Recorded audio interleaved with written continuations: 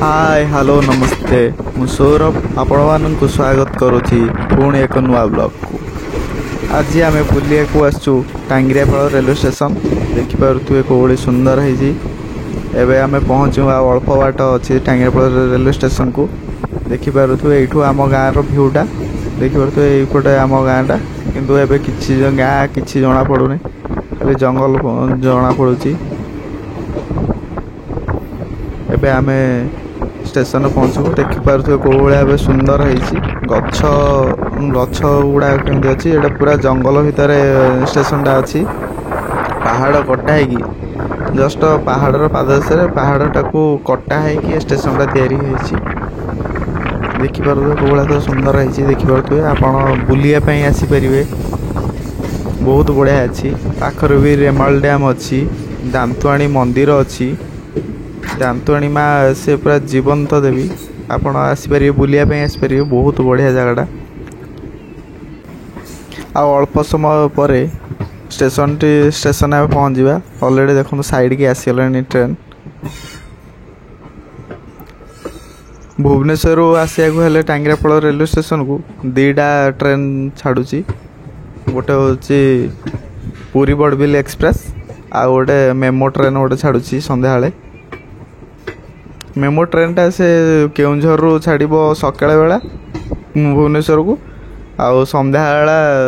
4टा बेले छाड़ भुवनेश्वर रू केन्दुझर को ये ट्रेन टी बड़बिल पर्यटन जीव देखिपे टांगियापाड़ रेलवे स्टेशन में आम पहुँची गले। स्टेशन टी पूरा एबे नुआ नुआ काम हो जाइए कलर हो जाइए सब आगुरी ये भाया नाला बहुत बढ़िया देखा रेलवे स्टेशन टी छोट रेलवे स्टेशन टी आपण बुलायापी आसले भी बहुत बढ़िया जगटा आप बुलायापी भी आसीपारे बहुत बढ़िया है स्टेशन टी स्टेशन भ्यूटा बहुत चमत्कार ये देखो Tangiapada railway station main head office ऊपर देखा ये तलू आहरी 3 महला अच्छी माने पूरा पहाड़ येटा है पुरी बड़बिल एक्सप्रेस लगुथ देखो आम अच्छा कौटी अच्छा लगुथ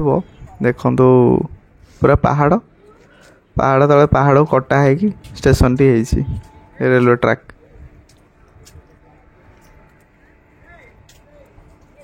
देखो एपटे केते देखो एपटे केते ऊपर आम अच्छा यही रोड एवं नुआ को ऊपर को गाड़ी फाड़ी आसापी असुविधा होता तेणुक ट्रैक टी ये सीढ़ी अच्छी सीढ़ी बहुत बाट चलिए पड़ो प्राय 3-4 महला उपर आम अच्छा जानतु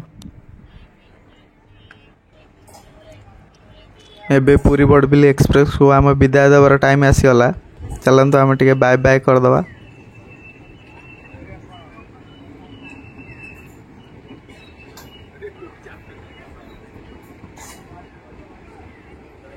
देखिपे कौ भाया सुंदर व्यू बड़ा सुंदर लगुच अति रोमांचकर सेपटे पहाड़ पहाड़ ना कौन मु जानी नहीं रेमाल डैम पाखे रेमाल पहाड़ हो टांगियापाड़ पहाड़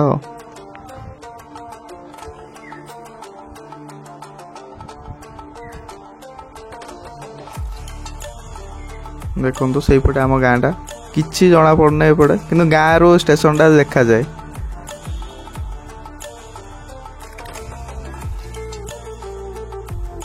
मालबाही ट्रेन गोटे छिड़ा है चलतु आम जा देखिए स्टेशन बाम पक्षे टिकेट घरटा थिला डाण पक्षे यात्री निवास घर तल को ओल्ल आसले सामने ओल्ल तो सामने NH जाइए हाईवे जाइए नेशनल हाईवे नुहे खाली हाईवेटा जाइए डाण पटू गले ब्राह्मणीपाल बाँ पटू गले रेमाल डैम पड़ो